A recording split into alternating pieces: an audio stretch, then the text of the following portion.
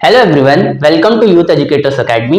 आज हम स्टार्ट कर रहे हैं नए चैप्टर के साथ, that is time of supply. तो बेसिकली सप्लाई का टाइम कब डिसाइड करें, किस टाइम पे सप्लाई को माना जाएगा कि हाँ ये डेट ऑफ सप्लाई है, इसके अकॉर्डिंगली टैक्स लायबिलिटी कैलकुलेट करेंगे और टैक्स को पे किया जाए। तो हम स्टार्ट करने वाले हैं, आइए बच्चों शुरू करते हैं।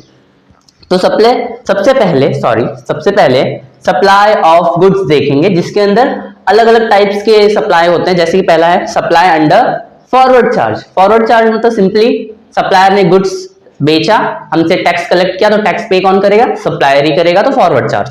वहीं सप्लाई अंडर रिवर्स चार्ज हमने पहले भी पढ़ रखा है। रिवर्स चार्ज में कौन पे करता है टैक्स को? रिसिपिएंट। ये दो केसेस नए हैं, that is supply in residual case और supply of voucher in exchange of goods. जब हम वो पढ़ेंगे तो उसके बारे में आपको एक्सप्लेन कर दूंगा। तो स्टार्ट करते हैं सबसे पहले फॉरवर्ड चार्ज के अंदर सप्लाई का समय या टाइम कब कंसिडर किया जाएगा। स्टार्ट करते हैं। पहला time of supply under forward charge, that is goods के बारे में अभी बात कर रहे हैं। गुड्स में दो टाइप के हम दो कंडीशन देखेंगे, दैट इज गुड्स जब मूवमेंट में होगा और दूसरा जब गुड्स मूवमेंट में नहीं होगा। तो पहला क्या हो रहा है? गुड्स मूवमेंट में, उस केस में क्या करेंगे टाइम ऑफ सप्लाई? सबसे सिंपल है, जो हमारा इनवॉइस होगा, इनवॉइस जो रेज करेंगे हम, वो कब रेज करेंगे? या तो गुड्स जब रिमूव हो रहा है उसके पहले, या एट द टाइम जब गुड्स क्या हो रहा है? रिमूव हो रहा है हमारे प्लेस ऑफ सप्लाई से। दैट इज सप्लायर का जो भी प्लेस ऑफ सप्लाई है, अगर वहां से गुड्स क्या हो रहा है? मूव कर रहा है, उस समय पे अगर हमने इनवॉइसिंग कर दी तब भी चलेगा, या उसके पहले भी कर दिया है तब भी चलेगा। वो हमारे लिए क्या हो जाएगा? Time of supply for that goods, जब मूवमेंट हो रहा है। वहीं बात कर ले जब गुड्स का मूवमेंट नहीं हो रहा है। मूवमेंट नहीं हो रहा का मतलब गुड्स ऑलरेडी उस साइड पर है, जैसे कि कोई मशीनरी है ऑलरेडी इंस्टॉल्ड है, तो उस केस में वो मूव नहीं करेगी, वहीं पे रहेगी। तो ऐसे केस में अगर मैं उस चीज को बेच रहा हूं और जो कस्टमर है या जो भी हमारा कस्टमर है, वो अगर उस मशीन को खरीदा है, तो उस केस में गुड्स को कोई सप्लाई नहीं करो, मैं मूव नहीं करवा रहा हूं, वो ऑलरेडी वहां पे है। तो बस उस केस में कब कंसिडर करेंगे? दो कंडीशन सेम, इनवॉइस क्या होना चाहिए? इशू होना चाहिए पहले, या एट द टाइम ऑफ जब गुड्स को मैं डिलीवर कर दूं, या मैं क्या कर दूं? वो गुड्स मैं कस्टमर को अवेलेबल कर दूं। क्या कर दूं? अवेलेबल। दो कंडीशन फिर से, गुड्स की डिलीवरी हो जाए, या तो क्या हो जाए? गुड्स अवेलेबल हो जाए किसको? कंज्यूमर को, या जिसको मैं बेच रहा हूं उस बायर को। ये कब होगा? जब गुड्स मूवमेंट में नहीं है। वहीं जब गुड्स क्या होगा? मूवमेंट में, तो सिर्फ दो कंडीशन, जो हमारा इनवॉइस है या तो पहले या तो एट द टाइम ऑफ क्या हो जाए? रिमूवल पे इश्यू हो जाना चाहिए, तब हम क्या कर लेंगे? टाइम ऑफ सप्लाई कंसिडर कर लेंगे। एक एग्जांपल के थ्रू समझते हैं, एक क्वेश्चन है उसको सॉल्व करेंगे, हम समझेंगे। स्टार्ट करते हैं। Time of supply under different scenarios क्या है? Supply involves movement of goods. क्या है इस क्वेश्चन में? जो गुड्स है वो क्या हो रहा है? मूव हो रहे हैं, तो मूवमेंट वाला है, तो हम कौन सा कंडीशन लगाएंगे? मूवमेंट वाला। तो मूवमेंट के लिए सिंपल से हमें क्या देखना है? इनवॉइस का डेट देखना है। कब देखना है? At the time of removal या तो उसके पहले। तो बेसिकली डेट ऑफ रिमूवल देखेंगे और डेट ऑफ इनवॉइस देखेंगे। इन दोनों में से जो पहले होगा वही हमारे लिए क्या होगा? Time of supply. तो देखते हैं पहला डेट ऑफ रिमूवल कब है गुड्स का? 1 अक्टूबर 2023। वही डेट ऑफ इनवॉइस कब है? 2 अक्टूबर 2023। तो बच्चों कौन सा डेट कंसीडर करेंगे? ऑब्वियसली जो इन दोनों से क्या होगा? पहले आएगा, that is date of removal. इसमें दो और चीजें दी गई है, जैसे कि date of goods made available, और दूसरा क्या है? पेमेंट पीरियड, जो कि मूवमेंट के लिए वैलिड होती नहीं, हमें उसे देखने की जरूरत होता ही नहीं है। जब हम गुड्स को मूव करवाते हैं या गुड्स मूव हो रहा है, उस केस में सिर्फ दो चीजें देखनी है, डेट ऑफ रिमूवल और डेट ऑफ इनवॉइस। अगर दोनों में से जो भी पहले आएगा वही हमारे लिए क्या हो जाएगा? Time of supply. तो चलो पहले का आंसर हम देख लेते हैं। तो इस केस में डेट 1 अक्टूबर पहले आता है, तो टाइम ऑफ सप्लाई क्या हो जाएगा? फर्स्ट का, दैट इज 1 अक्टूबर 2023। वही सेकेंड की बात करें तो क्या है? डेट ऑफ रिमूवल कब हो रहा है? 3 अक्टूबर। वही इनवॉइसिंग कब हो रही है? 1 अक्टूबर। तो कंडीशन के accordingly which ever is earlier, तो क्या होगा time of supply? 1 October 2023। Third one की बात करें, डेट ऑफ रिमूवल कब हो रहा है? 4 नवंबर को, बट हम इनवॉइस कब रेज करें? सेम डे को। अगर सेम ऑलरेडी है तो हमारा क्या हो जाएगा टाइम ऑफ सप्लाई? वही डेट, दैट इज 4 नवंबर 2023। हमने क्वेश्चन देखा किस पे था, वो रिमूवल ऑफ गुड्स, जब मूवमेंट होता है गुड्स का उसका हमने एक क्वेश्चन देख लिया। अब हम देखने वाले जहां पे मूवमेंट नहीं हो रहा होगा गुड्स का, तो उसमें कैसे डिसाइड करेंगे टाइम ऑफ सप्लाई। तो स्टार्ट करते हैं। हमारे पास क्वेश्चन है, क्वेश्चन क्या है, a machine has to be supplied at site. हमें क्या करना है, एक मशीन को साइट पे सप्लाई करना है। It is done by outsourcing various component from vendors and assembling the machine eight site. मतलब अलग अलग पार्ट्स अलग अलग जगह से खरीदेंगे, उसको असेंबल करेंगे उस साइट पे, उसके बाद क्या करेंगे, सप्लाई करने वाले हैं हम। 17/9/2000 बहुत सारे इवेंट्स दिए गए। पहला इवेंट कब हो रहा है, 17 सितंबर 2023 को। तो क्या हो रहा है, उस दिन परचेज ऑर्डर विथ एडवांस ₹50,000। हमें क्या मिला, परचेज ऑर्डर मिला 50,000। किस चीज के लिए, उस गुड्स के लिए जिसका वर्थ कितना था, 12 लाख रुपीस था। नेक्स्ट इवेंट पढ़ते हैं, 2010-2023 दैट इज 20th अक्टूबर। उस दिन क्या हो रहा है, machine is assembled tested at the site and accepted by the buyer. इस दिन क्या हो गया, मशीन तैयार हो गई, टेस्ट भी कर लिया और उस चीज को बायर ने एक्सेप्ट भी कर लिया। हमने इनवॉइस रेज कब किया है, 23 अक्टूबर 2023 को। और आखिरी में जो एडवांस तो 50,000 दिया था 12 लाख में से, बचा हुआ 11.5 लाख कब मिल रहा है, 4/11/2023 दैट इज 4 नवंबर को। तो हमें क्या डिसाइड करना है, टाइम ऑफ सप्लाई।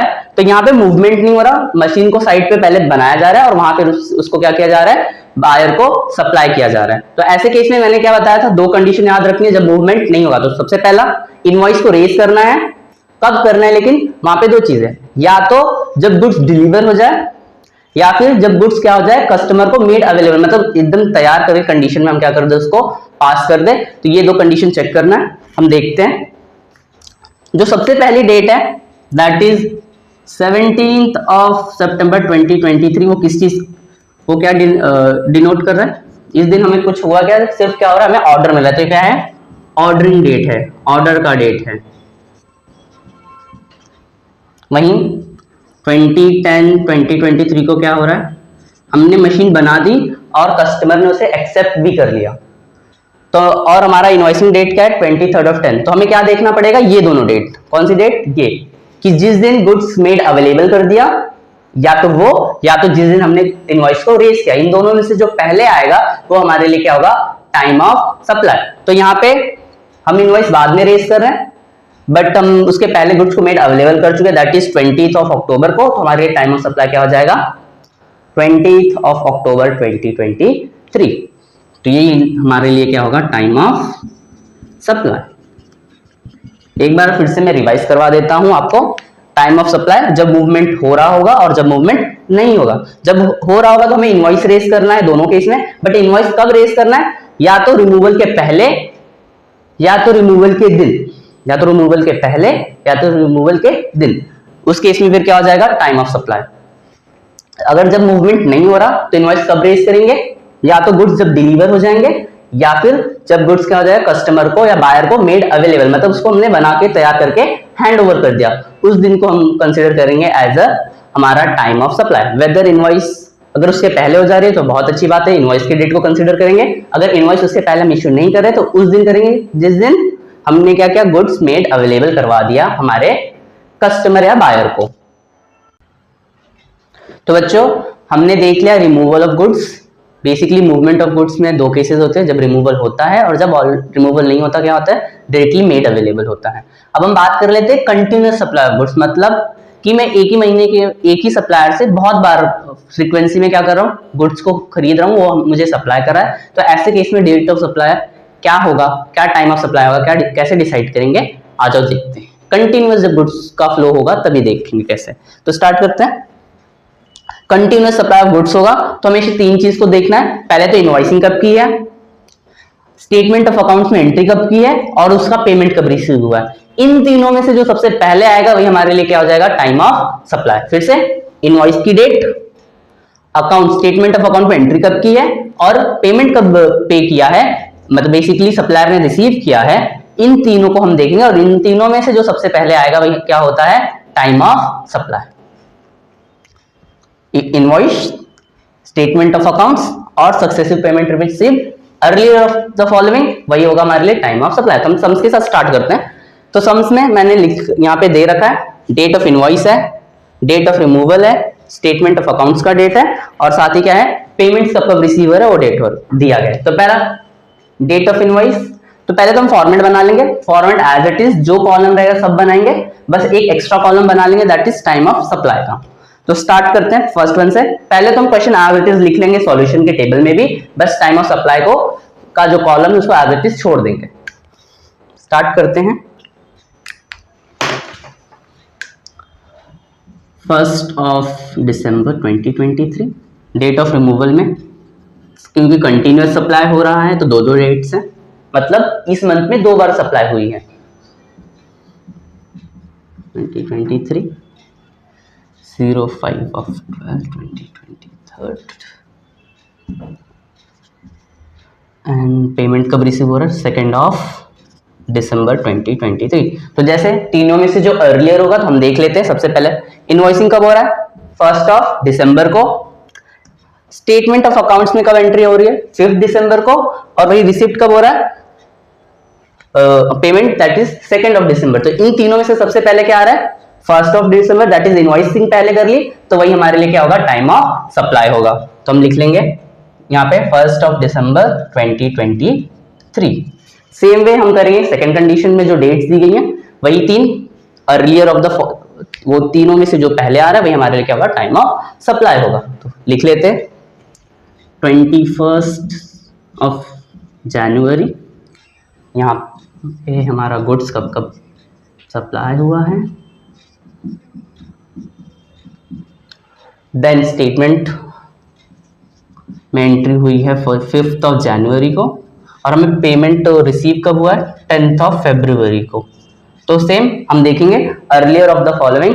तो इसमें अर्लियर ऑफ द फॉलोइंग देखें तो क्या आ रहा है? स्टेटमेंट में पहले एंट्री हो गई है, हमारे लिए वही क्या होगा? टाइम ऑफ सप्लाई होगा। तो हम लिख लेंगे दैट इज 5 जनवरी 2024। तो बच्चों होप सो आपको समझा होगा। हम आगे बढ़ते हैं नेक्स्ट कॉन्सेप्ट के साथ। तो बच्चों हमने देख लिया कंटिन्यूस गुड्स ऑफ सप्लाई। अब देखते हैं गुड्स ऑन रिटर्न और अप्रूवल बेसिस जब होगा तो उस केस में टाइम ऑफ सप्लाई क्या होगा। तो स्टार्ट करते हैं। तो सिंपल, गुड्स ऑन अप्रूवल और रिटर्न बेसिस में सप्लाई 3 चीज याद रखनी है। इनवॉइस का डेट, कस्टमर या बायर जो है वो एक्सेप्ट कब कर रहा है, और रिमूवल ऑफ डेट से 6 महीने कैलकुलेट करेंगे वो वाली डेट। क्या क्या? इनवॉइस की डेट, कस्टमर एक्सेप्ट कब कर रहा है वो वाली डेट, और तीसरा कि रिमूवल के डेट से 6 महीने कैलकुलेट करेंगे, 6 मंथ्स। जो डेट आएगी इन तीनों में से जो अर्लियर होगा, इन तीनों में से जो अर्लियर होगा वही होगा हमारे लिए टाइम ऑफ सप्लाई। फिर से एक बार रिवाइज करवा देता हूं। 3 डेट्स याद रखनी है। पहला इनवॉइस की डेट, दूसरा कस्टमर या बायर एक्सेप्ट कब कर रहा है वो वाली डेट, और तीसरा कि रिमूवल के डेट से 6 महीने कैलकुलेट करेंगे, 6 महीने के बाद जो डेट आएगी वो डेट। इन तीनों में से जो अर्लियर होगा वही हमारे लिए होगा टाइम ऑफ सप्लाई। किस केस में? जब गुड्स क्या होंगे? रिटर्न या अप्रूवल बेसिस पे होंगे। तो एक सम सॉल्व करते हैं। तो देखो क्वेश्चन है, रिमूवल की डेट है, इनवॉइस की डेट है, एक्सेप्ट कब कर रहा है कस्टमर वो भी है, या बायर रेसिपिएंट बोल सकते हो, और रिसिप्ट ऑफ पेमेंट जो है वो भी दी गई है। तो हमें 3 डेट्स इंपॉर्टेंट है, 1, 2 और यहां से 6 महीने वाली जो तीसरी डेट होगी वो। तो चलो देखते हैं। रिमूवल कब हो रहा है? 1 दिसंबर को। इनवॉइस कब इश्यू हो रही है? 15 दिसंबर को। एक्सेप्टेंस कब हो रहा है? 5 दिसंबर को। ये रिसिप्ट ऑफ पेमेंट दे रखा है जो हमारे इस किसी काम के नहीं है, इस क्वेश्चन के लिए। तो हम कैलकुलेट करेंगे पहले वो तीनों डेट। तो पहला डेट हमारा जो है वो क्या है? मैं लिखता हूं यहाँ पे, दैट इज इनवॉइस की डेट। इनवॉइस डेट कितना है? 15 दिसंबर 2023। उसके बाद मैंने दूसरा डेट क्या बताया था याद रखने के लिए? दैट इज कस्टमर रेसिपिएंट या कस्टमर या बायर जो बोल लो वो एक्सेप्ट कब कर रहा है। तो एक्सेप्टेंस की डेट, एक्सेप्टेंस की डेट कितनी है? 5 दिसंबर 2023। और तीसरी डेट मैंने क्या बोला? डेट ऑफ रिमूवल से 6 महीने बाद की डेट। तो 6 मंथ फ्रॉम रिमूवल। तो रिमूवल अगर 1 दिसंबर को हो रहा है तो 6 महीने बाद क्या होगा? काउंट कर लेंगे, दिसंबर, जैन, फेब, मार्च, अप्रैल और मई। तो आएगा 2 मई। क्या आएगा? 2 मई, और ईयर भी चेंज हो जाएगा। तो इन तीनों में से अर्लियर क्या है? इन तीनों में से अर्लियर है हमारा एक्सेप्टेंस वाला डेट, दैट इज 5 दिसंबर 2023। इन तीनों में से अर्लियर ये है तो ये हमारे लिए क्या होगा, टाइम ऑफ सप्लाई होगा। क्या होगा, टाइम ऑफ सप्लाई। तो हम टेबल में लिख लेते हैं फटाक से। रिमूवल का date as it is, issue of invoice, acceptance, उसके बाद आता है रिसिप्ट ऑफ पेमेंट 20। तो हमने टाइम ऑफ सप्लाई देखा यहाँ पे कि जो इसमें अर्लियर था वो था हमारा एक्सेप्टेंस का डेट, तो वही हमारे लिए क्या होगा, वही हमारे लिए क्या होगा, time of supply. Same way हम करेंगे सेकंड वाला भी सेम। रिमूवल कब हो रहा है, 1 दिसंबर को। इनवॉइस इशू हो रही है 25 जुलाई को। एक्सेप्टेंस भी सेम डे हो रहा है, और बट पेमेंट कब मिल रहा है, 20 जुलाई 2023 को। तो सेम वे हम कैलकुलेट करेंगे, तीन चीज को हमें कैलकुलेट करना है। पहला तो इनवॉइस का डेट है हमारे पास, दूसरा एक्सेप्टेंस का डेट वो भी है हमारे पास, अब तीसरा हम कैलकुलेट करेंगे that is 6 month from removal. तो कैलकुलेट करते हैं यहां से 6 महीने, देखो कितना होता है बच्चों, कैलकुलेट करो। करते हैं कैलकुलेट। 6 मंथ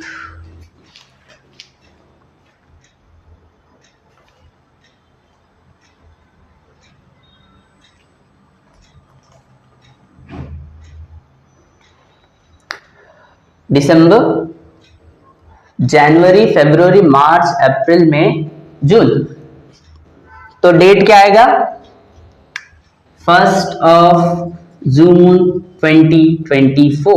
क्या हो जाएगा बच्चों, जिस मंथ में रिमूवल हो रहा है उस मंथ को काउंट नहीं करना है, उसके बाद से काउंट करना है। तो उस केस में हम जो ऊपर हमने किया था उसका भी मंथ क्या हो जाएगा, चेंज हो जाएगा। यहाँ पे भी क्या आ जाएगा, जून आ जाएगा।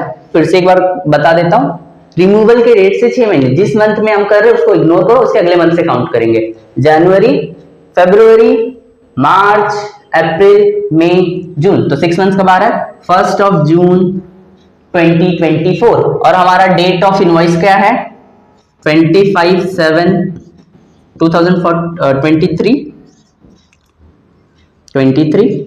और वही हमारा एक्सेप्टेंस का डेट क्या है, 25 जुलाई 2023।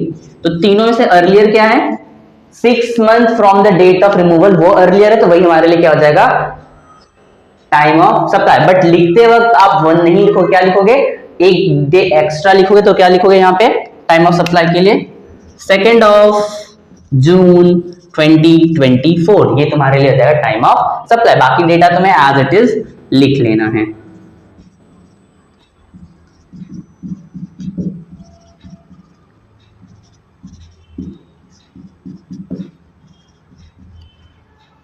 पेमेंट की डेट तो एज इट इज लिख दोगे।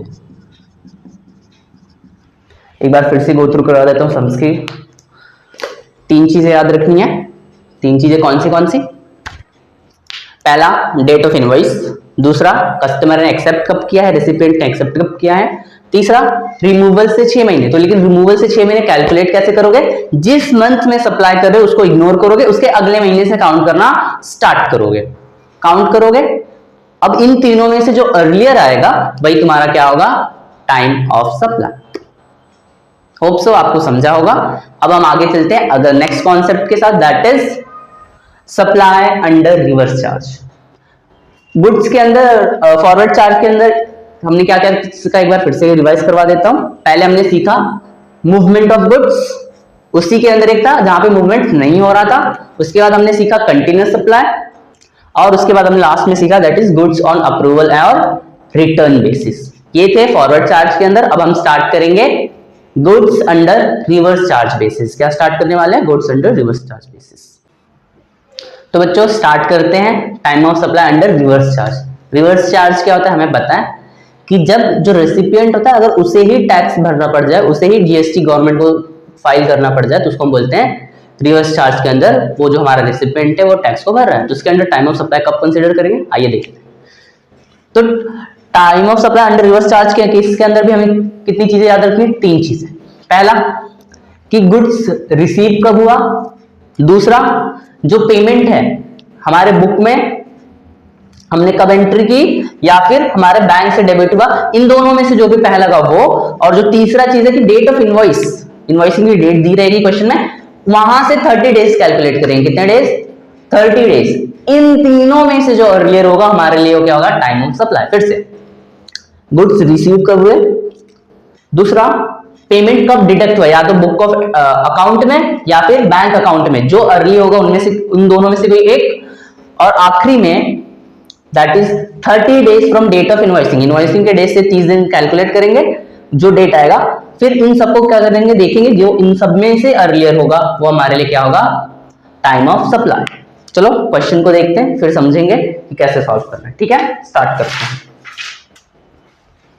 तो पहला जो है कि हम डेट ऑफ इनवॉइस हमें दे दिया, ठीक है, 1 अक्टूबर है। उसके बाद क्या है? गुड्स रिसीव हो रहा है 5 अक्टूबर को। डे बुक्स में एंट्री कब हो रही है? बुक्स में एंट्री हो रही है 10/10 को, दैट इज 10 अक्टूबर को। और वही बात करें हमारे अकाउंट से पेमेंट कब कट रहा है, दैट इज डिडक्ट हो रहा है, दैट इज डेबिटेड इन कब? 12/10/2020, दैट इज 12 अक्टूबर। तो इन सब में से सबसे अर्लीस्ट जो होगा, मतलब 3 चीजें हमने देखी, उन तीनों में से जो सबसे अर्लियर होगा वही हमारे लिए क्या होगा? Time of supply. तो हम सबसे पहले इनवॉइसिंग डेट से 30 दिन कैलकुलेट करना की जरूरत है क्या यहाँ पे? तो देख लेते हैं एक बार। इनवॉइस 1 10 को हो रहा है, गुड्स जो है वो रिसीव हम 5 तारीख को ही कर ले रहे हैं, पेमेंट 10 को कट रहा है, और बुक में 10 को हम डेबिट कर रहे हैं। वही बात करें अकाउंट में तो 12 को। तो इन सब में से अर्लियर क्या है? 5 अक्टूबर। बट एक बार चेक कर लेते हैं कि क्या इनवॉइस 30 डेज कैलकुलेट करके चेक कर लेते हैं। 1 अक्टूबर है, 30 डेज कैलकुलेट करेंगे तो कितना आएगा? 31 अक्टूबर, या फिर कह सकते हो 1 नवंबर। एक दिन अगर एक्स्ट्रा कैलकुलेट करोगे तो क्या हो? बहुत ही बाद में आ रहा है। तो इन सब में से अर्लियर डेट क्या है? That is date of receipt of goods. तो ये अगर सबसे अर्लियर है तो ये हमारे लिए क्या हो जाएगा? Time of supply. तीनों चीज एक बार मैं फिर से लिख के दिखा देता हूं। पहले तो हमें देखना था डेट ऑफ रिसिप्ट, तो यहाँ पे था डेट ऑफ रिसिप्ट 5/10/2023। फिर देखना था डेट ऑफ विच, किस चीज का? बुक ऑफ अकाउंट्स और बैंक अकाउंट में से पहले जो आ जाए। तो पहला जो है वो कंसीडर अगर मैं करूं तो 10/10/2023 आ जाएगा। और आखिरी में हमें देखना है 30 days from the invoicing. Invoicing से 30 दिन कैलकुलेट करेंगे तो 31 अक्टूबर आ जाएगा। अब इन तीनों में से जो अर्लियर है वो हमारे लिए क्या हो जाएगा? Time of supply. तो फर्स्ट का आंसर आ गया है, हम लिख के लेते हैं। Date of invoice as it is लिखोगे, receipt as it is, question को एज इट इज करना है कॉपी।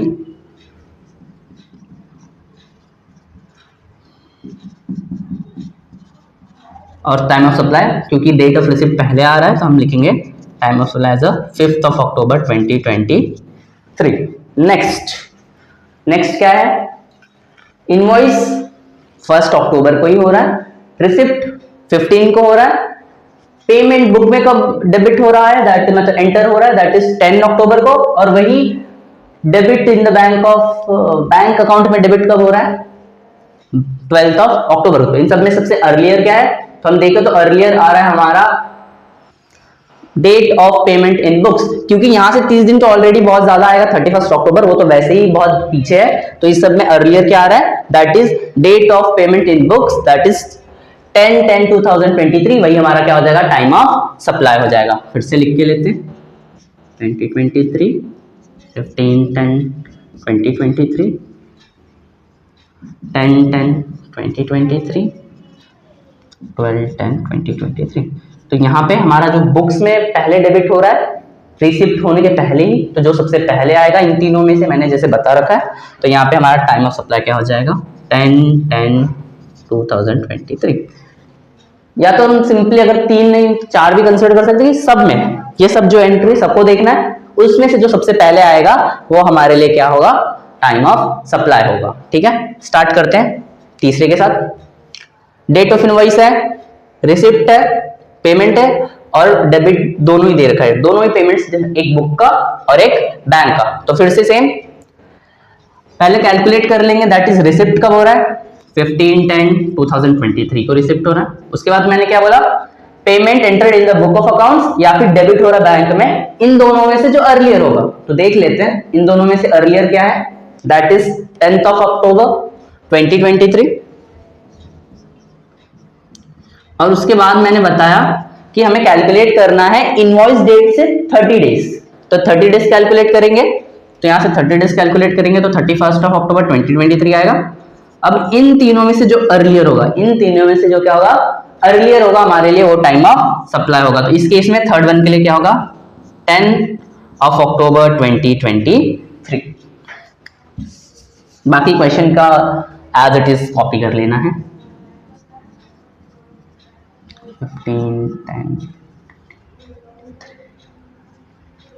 12, 10, 2023 एंड 10, 10, 2023।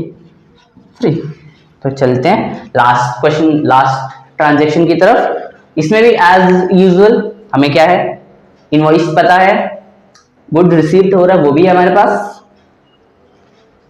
तो बच्चों इस क्वेश्चन में टेक्स्ट बुक के अंदर यहाँ पे प्रिंटिंग मिस्टेक है, यहाँ पे 10 ना होकर क्या आएगा, 11 आएगा। कितना आएगा, 15 नवंबर। क्या आएगा, 15 नवंबर। ठीक है बच्चों, हम स्टार्ट करते हैं। डेट, इनवॉइसिंग की डेट एज इट इज लिख लो,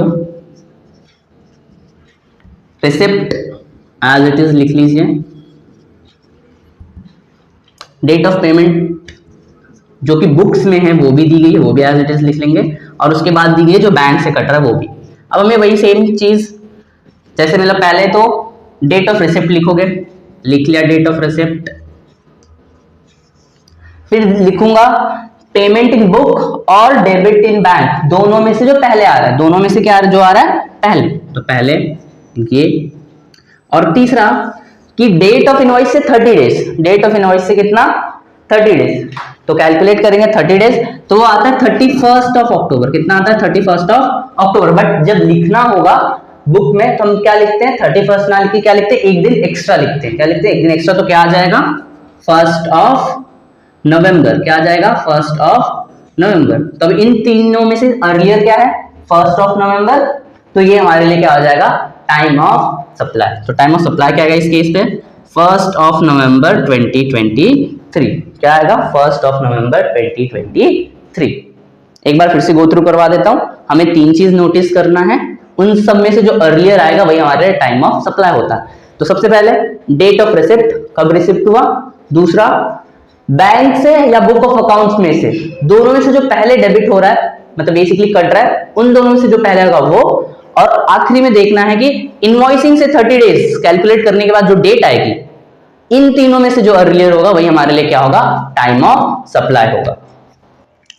तो स्टार्ट करते हैं आगे वाले कॉन्सेप्ट के साथ। तो हमने फॉरवर्ड चार्ज सीख लिया, रिवर्स चार्ज सीख लिया, अब बचे दो concept, supply in residual case, supply of voucher in exchange of goods. तो ये जो केसेस है ये गुड्स के लिए भी सेम है, मतलब इसका जो टाइम ऑफ सप्लाई कैसे डिसाइड करते हो, गुड्स के लिए भी सेम है और सर्विसेज के लिए भी सेम ही होता है। तो हम एक के लिए सीखेंगे, मतलब सर्विस के लिए भी तुम्हारा क्या हो जाएगा, अपने आप हो जाएगा। तो स्टार्ट करते हैं, supply of voucher in exchange of goods और सर्विसेज। तो उसमें क्या करेंगे, पहले तो वाउचर आपको पता होगा कि वाउचर्स मिलते हैं बहुत सारे, जिसके बदले में हम गुड्स खरीद सकते हैं, सर्विस अवेल कर सकते हैं। तो जब ऐसा होता है ना कि जब हम पैसे ना देके क्या दे रहे हैं, वाउचर्स के थ्रू गुड्स ले रहे हैं या सर्विस को अवेल कर रहे हैं, तो ऐसे टाइम पे जब सप्लाई होता है उसको रिकॉर्ड, मतलब टाइम क्या होगा ये डिसाइड करने के लिए हम दो चीज पहले तो देखेंगे कि वाउचर कैसा है, सिंगल पर्पस के लिए, कहने का मतलब कि उस वाउचर से सिर्फ और सिर्फ एक स्पेसिफिक आइटम ही खरीद सकता हूँ या स्पेसिफिक सर्विस ही अवेल कर सकता हूँ, तो उसको बोलते हैं सिंगल पर्पस, कि वो सिर्फ एक ही काम के लिए यूज हो रहा है। और मल्टीपर्पज मतलब जैसे एक स्टोर है जिसमें सब कुछ मिलता है, फॉर एग्जाम्पल डीमार्ट, वहां पे बर्तन से लेके क्लोथ्स, डेली यूसेज की चीजें सब कुछ मिलता है। तो अगर मुझे कोई वाउचर मिल जाए डीमार्ट के लिए, तो क्या डीमार्ट के अंदर जो भी चीजें हैं मैं सब कुछ ले सकता हूं। तो ऐसे अगर वाउचर है तो उसको हम बोलते हैं मल्टीपर्पज। सिंगल पर्पज मतलब किसी स्पेसिफिक गुड्स या सर्विस के लिए ही मुझे अगर मिल रहा है तो सिंगल पर्पज। बट हाँ, मैं बहुत सारे सर्विसेज या बहुत सारे गुड्स को अवेल कर सकता हूँ उस वाउचर को, तो उसको हम बोलते हैं मल्टीपर्पज वाउचर। तो सिंगल पर्पज वाउचर के टाइम पे सप्लाई कब होगा, जैसे ही वाउचर को इशू किया गया, जैसे ही वाउचर को इशू किया गया, जिस डेट को इशू किया वही हो जाता है टाइम ऑफ सप्लाई। वही मल्टीपर्पज में जिस डे पे मैंने उस वाउचर को यूज किया, मतलब डेट ऑफ रिडम्पशन। मल्टीपर्पज में क्या होगा टाइम ऑफ सप्लाई, जिस पॉइंट पे या जिस डेट पे मैंने क्या किया, उस वाउचर को यूज किया, दैट इज रिडीम किया, वो हो जाएगा time of supply. Single purpose में जैसे ही इशू हो रहा है वाउचर, उसी को मान लिया जाता है टाइम ऑफ सप्लाई। अब बात करते हैं रेसिडुअल केस का। रेसिडुअल केस मतलब वो चीजें जो हमारे इस सेक्शन के अंदर या ये जीएसटी के सेक्शन 12 के अंदर आता है टाइम ऑफ सप्लाई, उसके अंदर कवर ही नहीं किया गया। तो जो चीजें कवर नहीं की गई वो कहां पे आती हैं, सप्लाई इन रेसिडुअल केस। तो इस केस में सिर्फ दो चीजें याद रखना है, अगर आप रजिस्टर्ड हो, क्या हो आप एक रजिस्टर्ड पर्सन हो, तो रजिस्टर्ड पर्सन हो तो आपको टाइम टू टाइम जीएसटी का रिटर्न फाइल करना पड़ता है। अगर आपको जीएसटी फाइलिंग करनी पड़ती है तो जिस डेट को आपको पीरियोडिक रिटर्न्स जो रिटर्न्स होते हैं फाइल करना होता है, उसी को टाइम ऑफ सप्लाई मान लोगे। बट अगर आपको जीएसटी में रिटर्न फाइल करने की जरूरत नहीं पड़ती, आप क्या हो, अनरजिस्टर्ड हो, क्या हो, अनरजिस्टर्ड। तो अनरजिस्टर्ड हो तो उस केस में क्या करोगे, उस दिन जिस दिन आपने क्या किया है, जीएसटी को पे किया, उसको आप क्या मान लोगे, टाइम ऑफ सप्लाई। तो इससे एक बार बोल देता हूं, रजिस्टर हो मतलब रिटर्न फाइल करना पड़ेगा, रिटर्न फाइल जिस डेट पे आपको करना पड़ता है उसी को टाइम ऑफ सप्लाई मान लोगे। मगर आप क्या हो, अनरजिस्टर्ड हो, आपको फाइलिंग करने की जरूरत नहीं पड़ती है, तो आप क्या करोगे, जिस डेट पे आपने जीएसटी को पे किया वही आपके लिए क्या हो जाएगा, date of time of supply. अब बात करते हैं आखिरी case, that is time of supply in case of late fees, penalty, interest वगैरह लग रहा है आपके ऊपर। क्यों? क्योंकि आपने टाइमली पेमेंट नहीं किया होगा या लेट पेमेंट किया होगा, तो आपको पेनल्टी पे करना पड़ता है सप्लायर को। तो ये जो अमाउंट दे रहे हो इसके लिए टाइम ऑफ सप्लाई क्या होगा, सिंपल सा, जिस पॉइंट पे आप एक्चुअल में सप्लायर को ये पैसे दे रहे हो और सप्लायर रिसीव कर रहा है, जिस डेट को, उसी डेट को हम मान लेंगे टाइम ऑफ सप्लाई। तो बच्चों आपको समझ में आया होगा, time of supply of goods हमने देखा और बहुत सारे वेराइटीज देखी। होप्स आपको क्लियर होगा। कोई भी डाउट होगा आप क्या करोगे, एज ऑलवेज जैसे हर बार करते हो, टेलीग्राम पे जाओगे, डाउट को पोस्ट करोगे, जो भी क्वेश्चन क्वेरीज होगी आप क्या करोगे, पूछोगे, वहां पे हम आपको टाइमली क्या करेंगे, रिप्लाई देंगे। थैंक यू बच्चा, मिलते हैं नेक्स्ट लेक्चर में।